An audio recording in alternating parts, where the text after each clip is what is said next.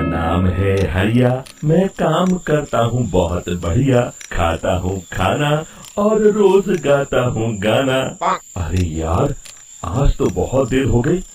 इस खतरनाक जंगल को देखकर तो मेरे हाथ पैर ठंडे हो गए हैं। अगर मैं वक्त पर गांव नहीं पहुंचा तो मालिक बहुत नाराज हो जाएंगे। तभी हरिया को एक आवाज सुनाई देती है। सुनिए हरि जी। अरे, ये आवाज किसने दी? तभी हरिया को सामने कुछ दूर एक औरत खड़ी दिखाई देती है। अरे भाई, ये औरत अकेली इतनी रात को इस जंगल में क्या कर रही है? चलकर पूछना पड़ेगा। फिर हरिया अपनी बैलगाड़ी उस औरत के सामने लाकर रोक देता है और उससे पूछता है।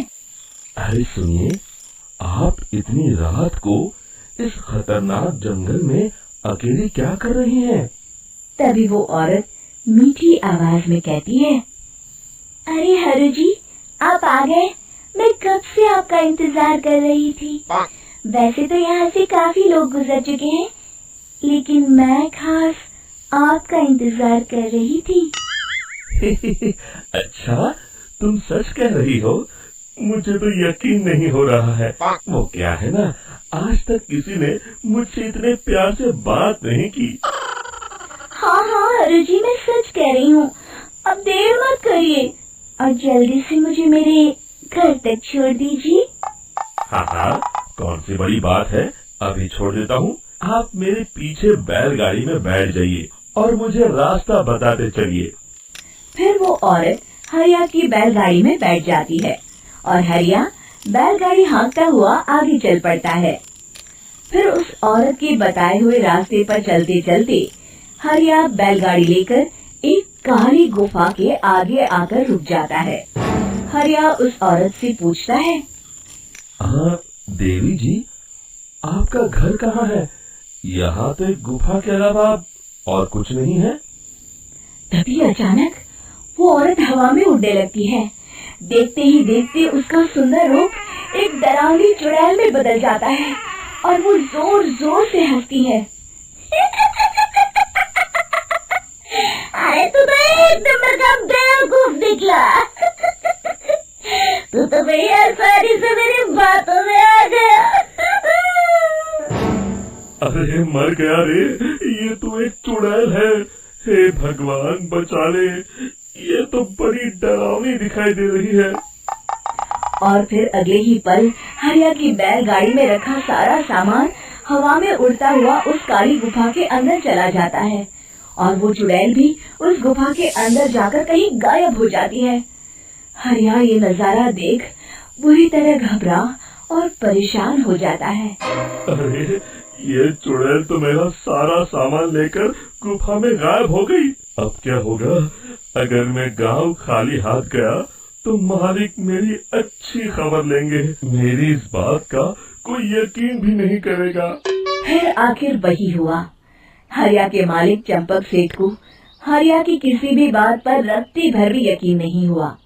चंपक सेठ को लगा हरिया झूठ बोल रहा है और उसने ही लालच में आकर सारा सामान हड़प कर लिया है। फिर हरिया को बेईमान समझकर चंपक सेठ उसे काम से निकाल देता है।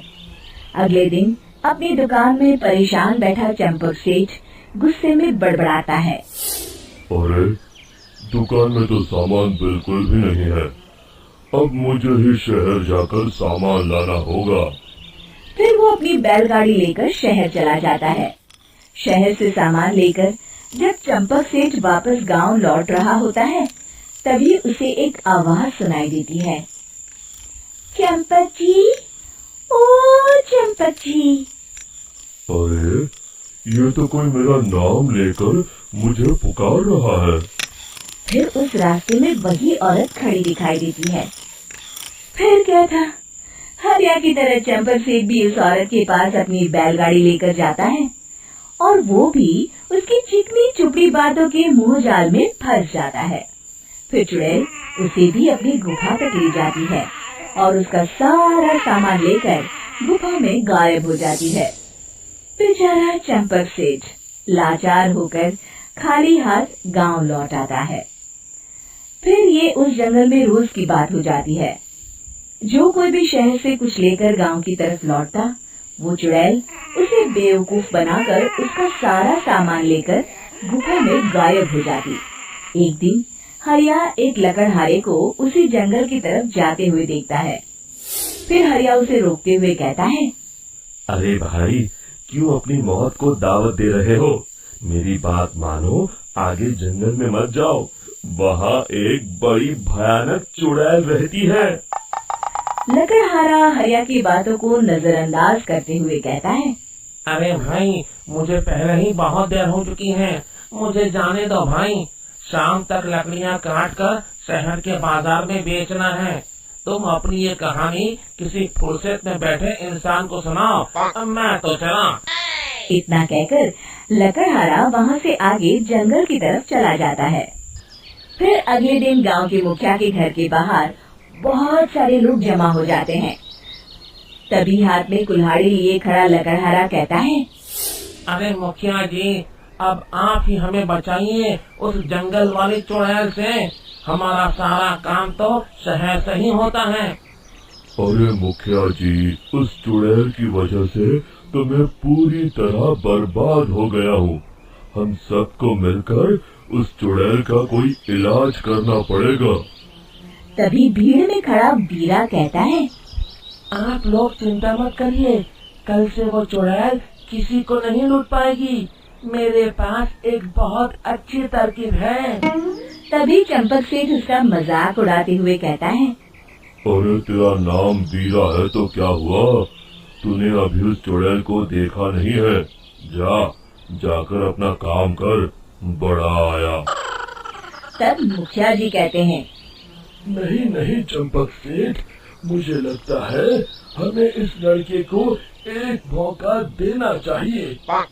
फिर सभी गांव वाले मुखिया जी की बातों से सहमत हो जाते हैं और वीरा शाम को एक बैलगाड़ी में कुछ सामान लाद कर उस जंगल की ओर चल देता है।